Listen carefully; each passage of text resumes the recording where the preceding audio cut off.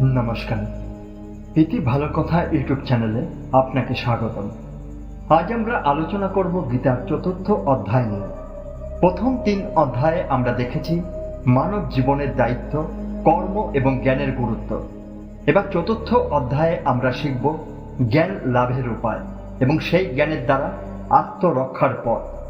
আসুন আমরা গভীরভাবে এই অধ্যায়ে শিক্ষা ও তার প্রভাব নিয়ে আলোচনা করি। ভগবদ্গীতার মূল ভাব ব্যক্ত হয়েছে। এটি ঠিক এই রকম, আমরা যখন কোনো ওষুধ খাই তখন যেমন আমরা আমাদের ইচ্ছা মতো সেই ওষুধ খেতে পারি না। ডাক্তারের নির্দেশ বা ওষুধের শিশিতে দেওয়া নির্দেশ অনুসারে সেই ওষুধ খেতে হয়, তেমনই ভগবদ্গীতাকে গ্রহণ করতে হবে, ঠিক যেভাবে তার বক্তা তাকে গ্রহণ করবার নির্দেশ দিয়ে গেছেন। ভগবদ্গীতার বক্তা হচ্ছেন স্বয়ং ভগবান শ্রীকৃষ্ণ। ভগবদ্গীতার প্রতিটি পাতায় বলা হয়েছে যে শ্রীকৃষ্ণ হচ্ছেন পরমেশ্বর ভগবান। ভগবান শব্দটি অবশ্য কখনো কখনো কোনো শক্তিমান পুরুষ অথবা কোনো দেবদেবীর ক্ষেত্রেও প্রয়োগ করা হয়। এখানে ভগবান শব্দটির দ্বারা ভগবান শ্রীকৃষ্ণকে মহাপুরুষ রূপে বর্ণনা করা হয়েছে, কিন্তু সেই সঙ্গে আমাদের জ্ঞাত হওয়া উচিত যে শ্রীকৃষ্ণ হচ্ছেন পরমেশ্বর ভগবান। ভগবান শ্রীকৃষ্ণই যে পরমেশ্বর তা স্বীকার করেছেন।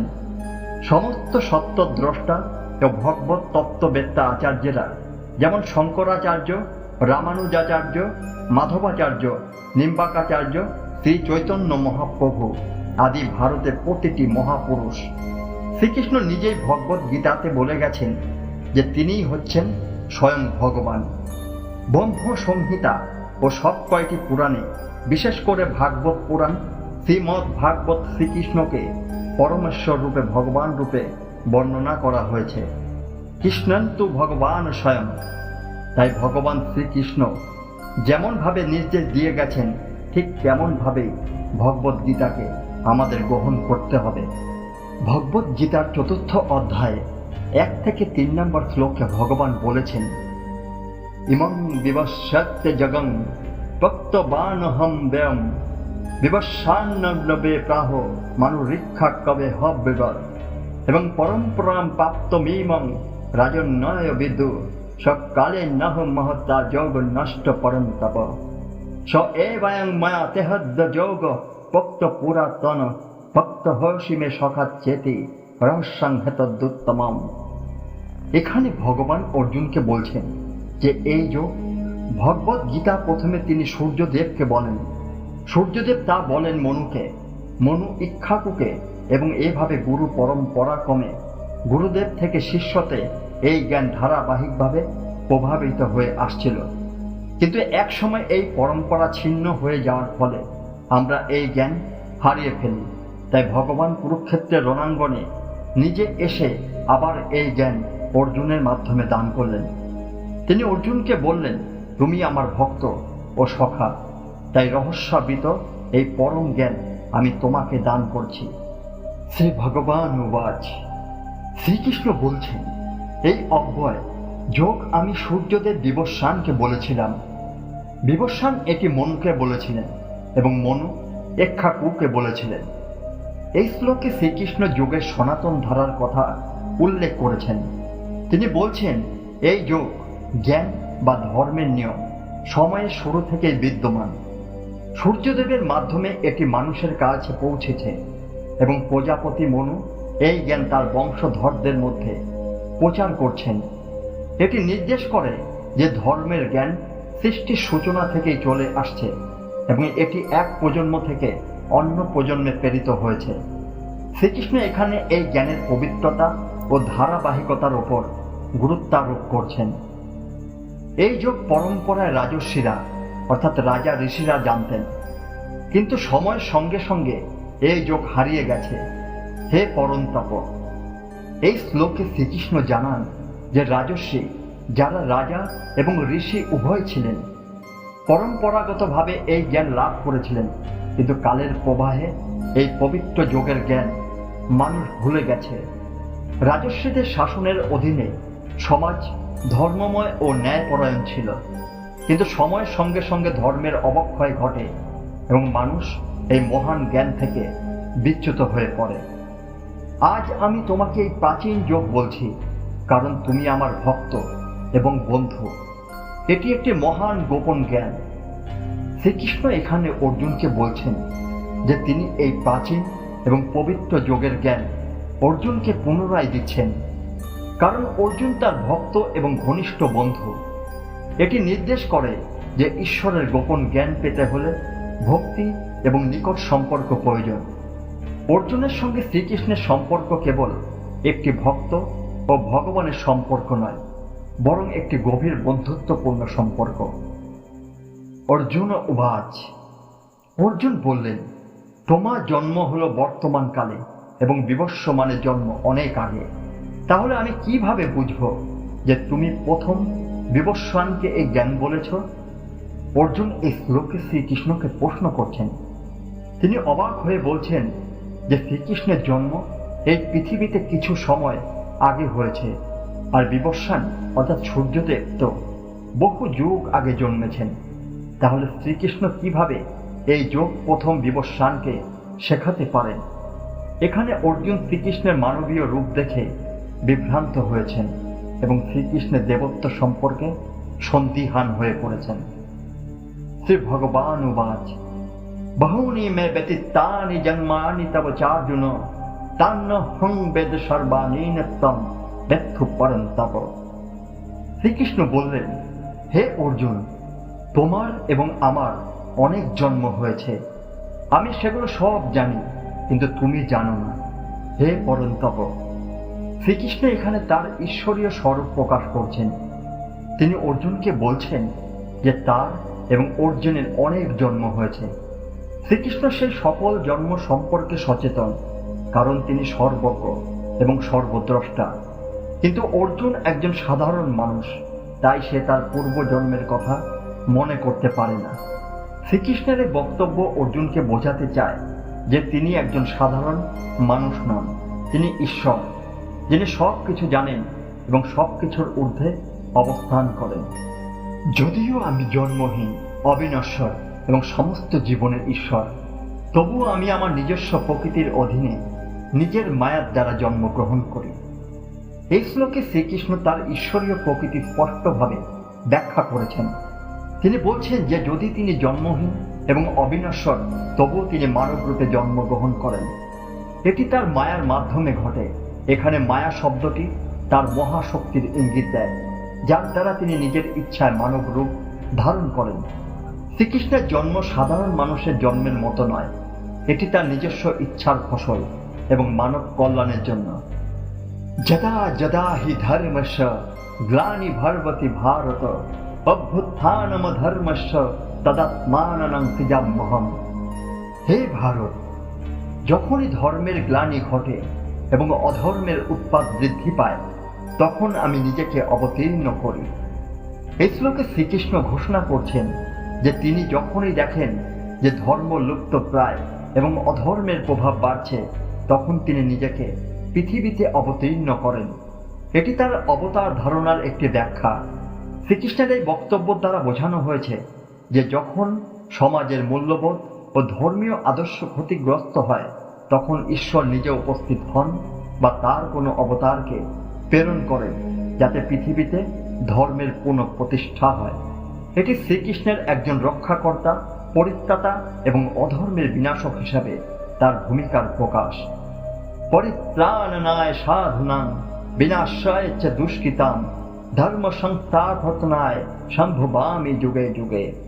সাধুদের রক্ষা করার জন্য এবং দুষ্টদের বিনাশ করার জন্য, ধর্ম প্রতিষ্ঠার জন্য আমি যুগে যুগে অবতীর্ণ হই।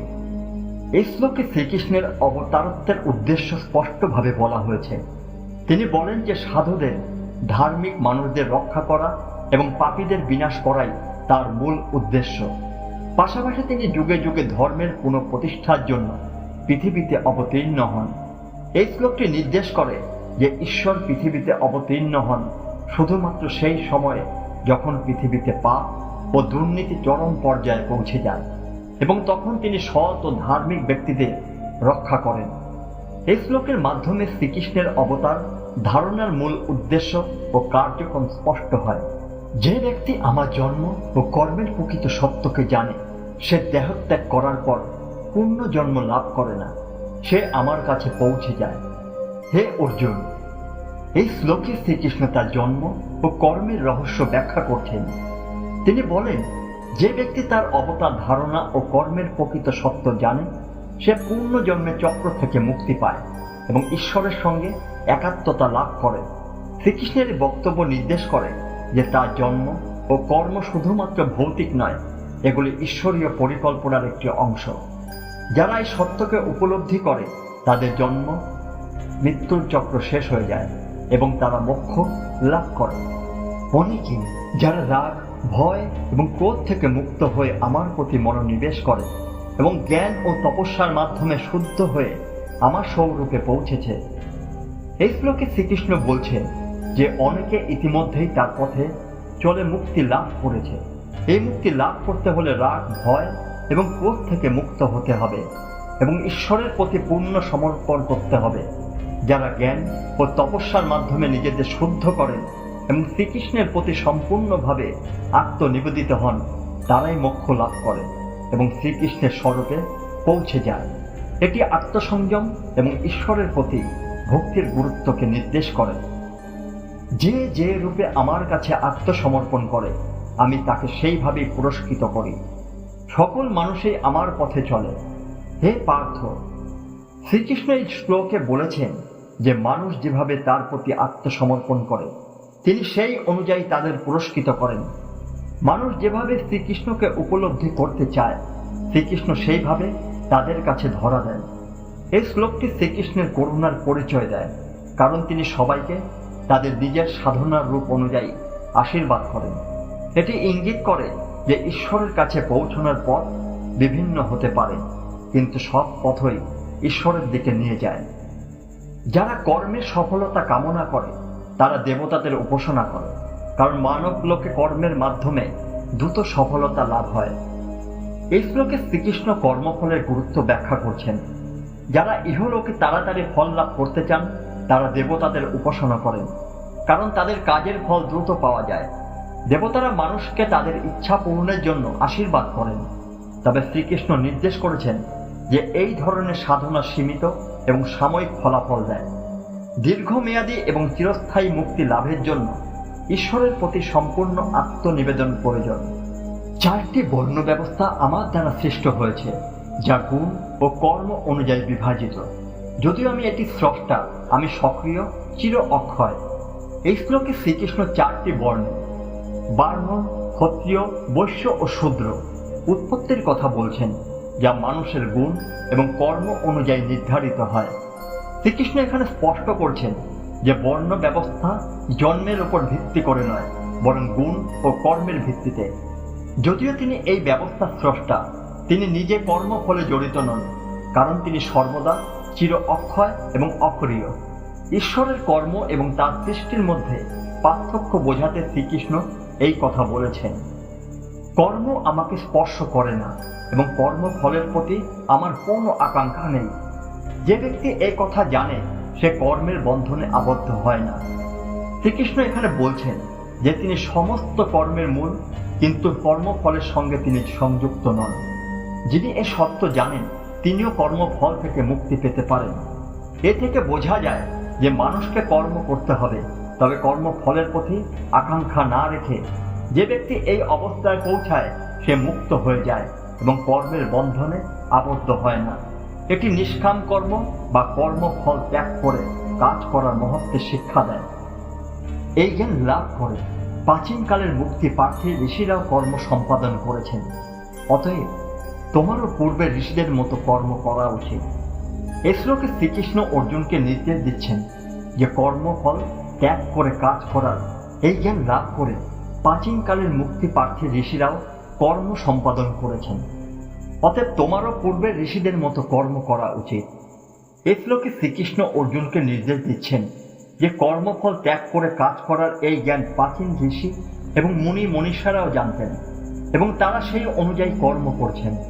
অতএব অর্জুনকেও তাদের পথ অনুসরণ করে এইভাবে কর্ম করতে হবে।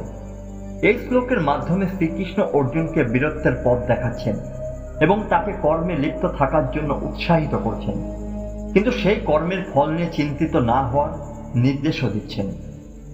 কি কর্ম এবং কি অকর্ম সে সম্পর্কে জ্ঞানী জনেরাও বিভ্রান্ত হন। আমি তোমাকে প্রকৃত কর্মের জ্ঞান প্রদান করব, যার জ্ঞান লাভ করে তুমি মুক্তি পাবে। এই শ্লোকে শ্রীকৃষ্ণ কর্ম ও অকর্মের পার্থক্য বোঝানোর চেষ্টা করছেন। তিনি বলেন, এমনকি বিজ্ঞানীরাও এ সম্পর্কে বিভ্রান্ত হন। তাই শ্রীকৃষ্ণ নিজেই অর্জুনকে প্রকৃত কর্মের জ্ঞান প্রদান করবেন, যার মাধ্যমে অর্জুন মুক্তি লাভ করতে পারবে। কর্মের প্রকৃত অর্থ বোঝা খুবই গুরুত্বপূর্ণ, কারণ সঠিক কর্মই মানুষের মুক্তির পথ। শ্রীকৃষ্ণ এখানে কর্ম ও ধর্মের সম্পর্ক এবং এর গভীর দিক দিয়ে আলোচনা করবেন বলে নির্দেশ দিচ্ছেন। কর্মের প্রকৃতি জানতে হবে, বিকর্ম অর্থাৎ ভুল কর্ম এবং অকর্ম যা কর্ম না করা সম্পর্কেও জানতে হবে। কর্মের গতি অত্যন্ত গভীর। শ্রীকৃষ্ণ শ্লোকে কর্মের জটিলতা বোঝাতে চেয়েছেন। তিনি বলছেন যে শুধু কর্ম করাই নয়, কর্মের প্রকৃতি এবং ভুল কর্মের প্রভাবও জানা জরুরি। কর্মের গতি বা এরা ফলাফল অত্যন্ত জটিল এবং তা বোঝা সহজ নয়।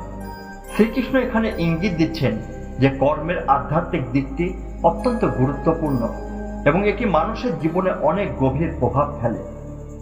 যে ব্যক্তি কর্মের মধ্যে অকর্ম দেখে এবং অকর্মের মধ্যে কর্ম দেখে, সে বুদ্ধিমানদের মধ্যে পরিগণিত হয় এবং সে সমস্ত কর্ম সম্পাদনকারী। এই শ্লোকে শ্রীকৃষ্ণ বলছেন যে প্রকৃত বুদ্ধিমান সেই ব্যক্তি যিনি কর্মের মধ্যে অকর্ম অর্থাৎ কর্মফল ত্যাগ দেখতে পান এবং অকর্মের অর্থাৎ কর্ম না করার মধ্যে কর্ম দেখতে পান। এটি বোঝায় যে কর্মের আড়ালে থাকা অভ্যন্তরীণ উদ্দেশ্য ও তার ফলকে উপলব্ধি করা জরুরি। প্রকৃত বুদ্ধিমান সেই ব্যক্তি যিনি কর্মের মাধ্যমে নিজেকে মুক্তির দিকে পরিচালিত করতে পারেন এবং কর্মফল ছাড়াই কর্ম সম্পাদন করতে পারেন, যা সব কাজের কামনা ও ইচ্ছা থেকে মুক্ত। যিনি জ্ঞানের আগুনে সমস্ত কর্ম পুড়িয়ে দিয়েছেন, তাকে জ্ঞানীরা পণ্ডিত বলে অভিহিত করে। শ্রীকৃষ্ণ বলছেন যে সেই ব্যক্তি পণ্ডিত হিসাবে গণ্য হন যিনি সব কর্ম কামনা এবং ব্যক্তিগত লাভের আকাঙ্ক্ষা ছাড়া করেন। এমন ব্যক্তি জ্ঞানের মাধ্যমে তার কর্মের ফলাফলকে পুড়িয়ে দেন, অর্থাৎ তিনি কর্মফল থেকে মুক্ত হয়ে যান। শ্রীকৃষ্ণ এখানে জ্ঞানোদ্বুদ্ধ অর্থাৎ জ্ঞানের আগুনের কথা বলছেন, যা মানুষের কর্মকে বিশুদ্ধ করে এবং কর্মফল থেকে মুক্তি দেয়। যিনি কর্মফলের প্রতি আকর্ষণ ত্যাগ করেছেন, যিনি সব সময় তৃপ্ত এবং অন্য কোনো আশ্রয়ের প্রয়োজন নেই, তিনি কর্মে পবিত্র থেকেও কিছুই করেন না। এই শ্লোকে শ্রীকৃষ্ণ সেই ব্যক্তির কথা বলছেন যিনি কর্মফলের প্রতি আকর্ষণ ত্যাগ করে সম্পূর্ণ তৃপ্ত অবস্থায় জীবন যাপন করেন। তিনি আত্মসন্তুষ্ট এবং অন্য কিছু বা কারো ওপর নির্ভর করেন না। এমন ব্যক্তি কাজ করলেও আসলে কিছুই করেন না, কারণ তার কর্ম থেকে কোনো ব্যক্তিগত লাভের আকাঙ্ক্ষা থাকে না। শ্রীকৃষ্ণ এখানে নিরাসক্ত কর্মের আদর্শ উপস্থাপন করেছেন, যা কর্মফল থেকে মুক্তি দেয়। যিনি কামনা বাসনা থেকে মুক্ত, যিনি চিত্ত ও আত্মা নিয়ন্ত্রণে রেখেছেন এবং সমস্ত ভোগ বস্তু ত্যাগ করেছেন, তিনি শুধু শরীরের প্রয়োজন মতো কাজ করলেও কোনো পাপ কর্ম করে না। এই শ্লোকে শ্রীকৃষ্ণ কামনা মুক্ত জীবনের কথা বলছেন, যিনি নিজের চিত্ত ও আত্মাকে নিয়ন্ত্রণে রেখেছেন এবং ভোগ বিলাসের জিনিসগুলো ত্যাগ করেছেন। তিনি পাপের স্পর্শে আসেন না। এই ধরনের ব্যক্তি শরীরের প্রয়োজন মতো কাজ করেন, কিন্তু তার কোনো কর্মফল পাওয়ার আকাঙ্ক্ষা থাকে না। এখানে শ্রীকৃষ্ণ কর্মের মাধ্যমে পাপমুক্ত জীবনযাপনের উপায় বোঝাচ্ছেন। যিনি যা কিছু লাভ করেন তাতেই সন্তুষ্ট, দ্বন্দ্ব, শীত গ্রীষ্ম সুখ দুঃখ অতিক্রম করেছেন, পরশ্রী কাতরতা থেকে মুক্ত, সিদ্ধি বা অসিদ্ধিতে সমান, তিনিও কর্ম করে কর্মের বন্ধনে আবদ্ধ হন না। এই শ্লোকে শ্রীকৃষ্ণ সেই ব্যক্তির বৈশিষ্ট্য বর্ণনা করেছেন যিনি কর্মফলের আকাঙ্ক্ষা ত্যাগ করে কাজ করেন।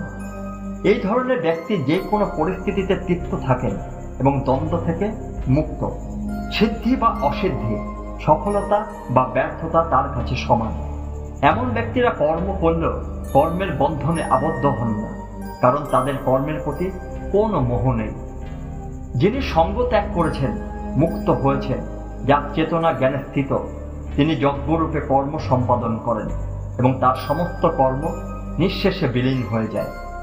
শ্রীকৃষ্ণ বলছেন যে যিনি পৃথিবীর মোহ মায়া ত্যাগ মুক্ত হয়েছেন এবং যার চেতনা জ্ঞানে স্থিত, তার সব কাজই যজ্ঞরূপে সম্পাদিত হয়।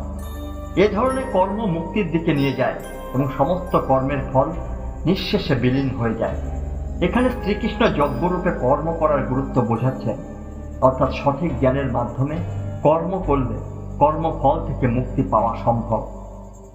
যজ্ঞের সামগ্রী ব্রহ্ম, যজ্ঞের আগুন ব্রহ্ম, ব্রহ্ম দ্বারা সেই যজ্ঞ উৎসর্গ করা হয়। সেই ব্যক্তি যিনি ব্রহ্মকর্মে নিযুক্ত, তিনি ব্রহ্মকে লাভ করেন। এই শ্লোকে শ্রীকৃষ্ণ যজ্ঞের আধ্যাত্মিক দিকটি তুলে ধরেছেন। এখানে ব্রহ্ম বলতে সর্বত্র বিরাজমান ঐশ্বরিক শক্তিকে বোঝানো হয়েছে। যজ্ঞের প্রত্যেক উপাদান, হবি, যজ্ঞের আগুন, যজ্ঞের কাজ সবকিছুই ব্রহ্ম।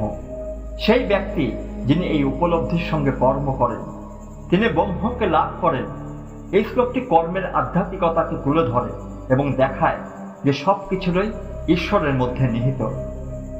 কিছু যোগী দৈব যজ্ঞে নিজেকে নিবেদন করেন, আর অন্যেরা ব্রহ্মারূপ যজ্ঞে নিজেকে উৎসর্গ করে যজ্ঞকে আরেক যজ্ঞের মাধ্যমে সম্পন্ন করেন। শ্রীকৃষ্ণ এখানে বিভিন্ন প্রকার যজ্ঞের কথা বলছেন। কিছু যোগী দেহ ও আত্মাকে বিভিন্ন ঐশ্বরিক কর্মকাণ্ডে নিবেদিত করেন, যা দায়িত্ব এবং কর্মমুখী যজ্ঞ। আবার অন্য যোগীরা তাদের কর্ম ব্রহ্মের প্রতি উৎসর্গ করেন। শ্রীকৃষ্ণ এখানে জানাচ্ছেন যে কোনো যজ্ঞই যদি ব্রহ্মের প্রতি নিবেদিত হয়, তবে তা চরম জ্ঞানের দিকে নিয়ে যায় এবং কর্মফল থেকে মুক্তি দেয়। কিছু মানুষ তাদের ইন্দ্রিয়গুলোকে সংযমের আগুনে উৎসর্গ করেন, আবার কিছু মানুষ ইন্দ্রিয়গুলির দ্বারা অভিজ্ঞ বিষয়গুলিকে ইন্দ্রিয়ের আগুনে উৎসর্গ করেন। এই শ্লোকে শ্রীকৃষ্ণ ইন্দ্রিয় সংযমের কথা বলছেন। কিছু মানুষ ইন্দ্রিয় সংযমের মাধ্যমে তাদের চেতনার উন্নতি ঘটান এবং আবার অন্যেরা তাদের ইন্দ্রিয়গুলির দ্বারা অভিজ্ঞ জাগতিক বিষয়গুলিকে আত্মদানের মতো করে নিয়ন্ত্রণ করেন। এই দুই ধরনের যজ্ঞই যোগীদের আধ্যাত্মিক অগ্রগতির পথ। ইন্দ্রিয় সংযম ও এর দ্বারা অভিজ্ঞতার ত্যাগ মানুষকে আত্ম উপলব্ধির দিকে নিয়ে যায়। আরও কিছু মানুষ তাদের ইন্দ্রিয় ও প্রাণের কর্মকে আত্মসংযমের আগুনে, যা জ্ঞান দ্বারা উজ্জ্বলিত, নিবেদন করেন। এই শ্লোকে শ্রীকৃষ্ণ সেই ব্যক্তিদের সম্পর্কে বলছেন যারা তাদের ইন্দ্রিয় ও প্রাণের সমস্ত কর্মকে আত্মসংযমের মাধ্যমে নিয়ন্ত্রণ করে জ্ঞানের আগুনে উৎসর্গ করেন। এই আত্মসংযম ও জ্ঞানের মিশ্রণ মানুষকে পাপ মুক্ত করে এবং চরম সত্য উপলব্ধির দিকে নিয়ে যায়। এখানে আত্মসংযমকে জ্ঞান অর্জনের প্রধান উপায় হিসাবে দেখানো হয়েছে। কিছু মানুষ দব্য, তপস্যা, যোগ, শ্রদ্ধায় এবং জ্ঞানের যজ্ঞে নিজেদের নিবেদন করেন, যারা কঠোর ব্রত পালনকারী। এই শ্লোকে শ্রীকৃষ্ণ বিভিন্ন প্রকার যজ্ঞের কথা বলছেন, যা বিভিন্ন ব্রত পালনকারী মানুষ করেন। কিছু মানুষ তাদের সম্পদকে যজ্ঞ হিসাবে দান করেন, কিছু তপস্যা বা আত্মশুদ্ধির কাজ করেন, কিছু যোগে যুক্ত হন, আবার কিছু মানুষ সাধ্যায় অর্থাৎ আত্মপাঠ ও জ্ঞান চর্চা করেন। এই সমস্ত যজ্ঞই আধ্যাত্মিক অগ্রগতির জন্য প্রয়োজনীয় এবং মানুষকে চূড়ান্ত মুক্তির দিকে নিয়ে যায়। শ্রীকৃষ্ণ এখানে বৈচিত্র্যময় যজ্ঞের মাধ্যমগুলির কথা বলছেন, যা জীবনকে পূর্ণ করে এবং মোক্ষের পথে পরিচালিত করে। এই শ্লোকগুলোতে শ্রীকৃষ্ণ যজ্ঞের বিভিন্ন দিক দিয়ে আলোচনা করছেন, যা ইন্দ্রিয় সংযম থেকে শুরু করে সম্পদ ও জ্ঞান পর্যন্ত বিস্তৃত। যজ্ঞ কেবল ধর্মীয় অনুষ্ঠান নয়, বরং প্রতিটি কাজের মাধ্যমে ঈশ্বরের প্রতি সমর্পণ ও আত্মার উন্নতি ঘটানো সম্ভব। কিছু মানুষ নিয়মিত আহারের মাধ্যমে প্রাণকে পানে উৎসর্গ করেন। সকলে এই যজ্ঞের জ্ঞানী এবং যজ্ঞের মাধ্যমে পাপ থেকে মুক্তি লাভ করেন। এখানে শ্রীকৃষ্ণ নিয়মিত আহার ও শ্বাস প্রশ্বাসের মধ্যে দিয়ে আধ্যাত্মিক উন্নতির কথা বলছেন। যারা নিয়ন্ত্রিত জীবনযাপন করে তারা তাদের জীবনযাত্রার প্রতিটি কর্মকে যজ্ঞের অংশ হিসাবে মনে করে। এই মানুষরা যজ্ঞবিদ, অর্থাৎ তারা যজ্ঞের প্রকৃত অর্থ বোঝে এবং এই যজ্ঞের মাধ্যমে পাপ থেকে মুক্তি লাভ করে। শ্রীকৃষ্ণ এখানে জীবনের প্রতিটি কাজকে যজ্ঞের মাধ্যমে পবিত্র করার কথা বলছেন। যজ্ঞের মাধ্যমে যে অবশিষ্ট অমৃতের অংশ গ্রহণ করেন তারা চিরন্তন ব্রহ্মকে লাভ করেন। হে পুরুষেরা, যজ্ঞ না করে এই জগৎ অর্জন করা যায় না, তাহলে অন্য কোনো জগৎ কিভাবে সম্ভব হবে? এই শ্লোকে শ্রীকৃষ্ণ যজ্ঞের গুরুত্ব ব্যাখ্যা করছেন। যজ্ঞের মাধ্যমে প্রাপ্ত অমৃত আধ্যাত্মিক জ্ঞান ও শান্তি গ্রহণের ফলে মানুষ চিরন্তন ব্রহ্মকে অর্জন করতে পারে। শ্রীকৃষ্ণ কুরুদের মধ্যে সর্বশ্রেষ্ঠ অর্জুনকে বলছেন যে যজ্ঞ ছাড়া এই জগৎ অর্জন করা সম্ভব নয়, অর্থাৎ যজ্ঞমুখী কর্মই মানুষকে মুক্তির দিকে নিয়ে যায়। এর মাধ্যমে শ্রীকৃষ্ণ বোঝাচ্ছেন যে প্রতিটি কর্মই যদি যজ্ঞরূপে সম্পাদিত হয় তবে তা মানুষের জীবনকে উন্নতি করে তোলে। এভাবে বহু প্রকার যজ্ঞ বেদে বিস্তৃত হয়েছে। জেনে রাখো, এই যজ্ঞগুলি কর্ম থেকে উদ্ভূত এবং জ্ঞান দ্বারা সম্পন্ন হয়। শ্রীকৃষ্ণ এখানে বহুবিধ যজ্ঞের কথা বলছেন যা বেদে উল্লেখিত। প্রতিটি যজ্ঞই কর্মের ফল এবং এর মাধ্যমে জ্ঞান অর্জিত হয়। এই শ্লোকের কর্ম এবং জ্ঞান দুটোকেই পরস্পর যুক্ত করে দেখানো হয়েছে। যজ্ঞের মাধ্যমে মানুষ কর্ম থেকে মুক্তি পায় এবং জ্ঞানের পথে এগিয়ে যায়। শ্রীকৃষ্ণ বোঝাচ্ছেন যে কর্ম যজ্ঞের মধ্য দিয়েই জ্ঞানের পথে উন্নতি হয়। হে পরন্তপ অর্জুন, যজ্ঞ অপেক্ষা জ্ঞান যত শ্রেষ্ঠ। সমস্ত কর্মজ্ঞানই দ্বারা পরিসমাপ্ত হয়। এই শ্লোকে শ্রীকৃষ্ণ বলছেন যে জ্ঞানযজ্ঞ বা জ্ঞানের মাধ্যমে আত্মোন্নতি ও জ্ঞান লাভই শ্রেষ্ঠ।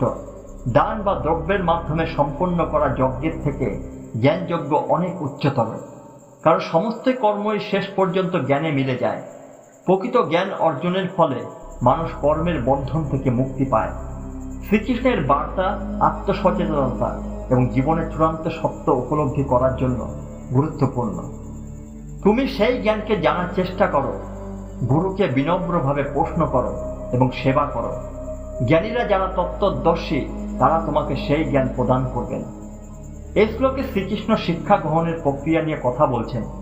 তিনি অর্জুনকে বলছেন যারা তত্ত্বদর্শী এবং জ্ঞানী তাদের কাছে বিনম্রভাবে গিয়ে সেবা ও প্রশ্নের মাধ্যমে জ্ঞান অর্জন করতে হবে। শ্রীকৃষ্ণের এই শিক্ষা আমাদের জানাচ্ছে যে প্রকৃত জ্ঞানীদের কাছ থেকে বিনয় এবং সেবার মাধ্যমে আমরা আধ্যাত্মিক জ্ঞান লাভ করতে পারি।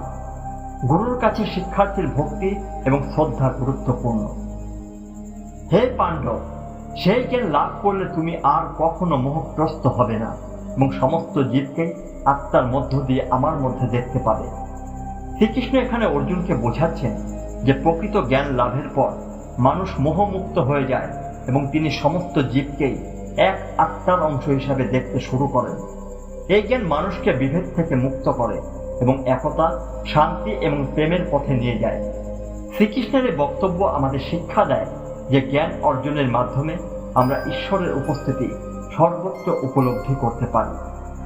যদিও তুমি সবচেয়ে বড় পাপী হও, তবুও তুমি জ্ঞানরূপ নৌকার মাধ্যমে সমস্ত পাপ অতিক্রম করে যাবে। এই শ্লোকে শ্রীকৃষ্ণ জানাচ্ছেন যে জ্ঞান এমন এক শক্তি যা জীবনের সমস্ত পাপ থেকে মুক্তি দিতে পারে। এমনকি যদি কেউ সবচেয়ে বড় পাপীও হয়, তবে জ্ঞান তাকে পাপের সুশৃঙ্খল থেকে মুক্ত করে। জ্ঞানই মানুষের আত্মাকে শুদ্ধ করে এবং পাপ থেকে রক্ষা করে। শ্রীকৃষ্ণের এই বক্তব্যে আত্মোন্নতির ক্ষমতা এবং জ্ঞান অর্জনের প্রয়োজনীয়তা স্পষ্ট হয়। যে অজ্ঞ এবং যার শ্রদ্ধা নেই সেই সংশয়যুক্ত আত্মা ধ্বংসপ্রাপ্ত হয়। এমন আত্মার জন্য না এই পৃথিবীতে না অন্য জগতে সুখ রয়েছে। এখানে শ্রীকৃষ্ণ বলছেন যে অজ্ঞতার কারণে যে ব্যক্তি জীবনের উদ্দেশ্য সম্পর্কে সচেতন নয় এবং যার বিশ্বাস বা শ্রদ্ধা নেই সে আত্মাহীন হয়ে পড়ে। জীবন থেকে সুখ প্রাপ্তির সম্ভাবনা তার জন্য নেই। এটির মাধ্যমেই তিনি জ্ঞানের গুরুত্ব এবং জীবনের উদ্দেশ্য বোঝার প্রয়োজনীয়তা তুলে ধরেছেন। যে ব্যক্তি বুদ্ধির দ্বারা পরিচালিত তার সব কর্ম সঠিক এবং নিখুঁত হয়। এই শ্লোকে কথা বলা হয়েছে যে ব্যক্তি নিজের বুদ্ধি ও জ্ঞানের মাধ্যমে পরিচালিত হয় তার কর্ম সব সময় সফল হয়। এতে বোঝা যায় যে জ্ঞান ও বুদ্ধির আলোকে কর্ম করা সবচেয়ে গুরুত্বপূর্ণ।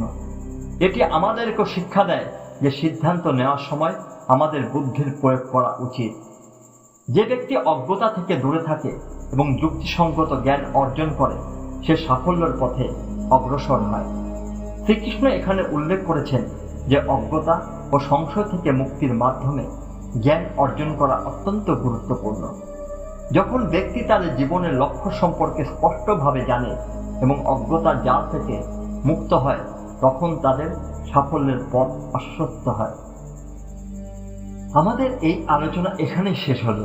গীতার 4র্থ অধ্যায়ের জ্ঞানের আলোকে আমাদের জীবনের প্রয়োগ করার চেষ্টা করুন। মনে রাখবেন, জ্ঞানই আমাদের প্রকৃত মুক্তির পথ। যদি আপনাদের এই ভিডিও ভালো লেগে থাকে তাহলে লাইক ও শেয়ার করতে ভুলবেন না এবং আমাদের চ্যানেলটি সাবস্ক্রাইব করুন। আগামী ভিডিওতে আবার দেখা হবে। ততক্ষণ পর্যন্ত ভালো থাকুন। ধন্যবাদ।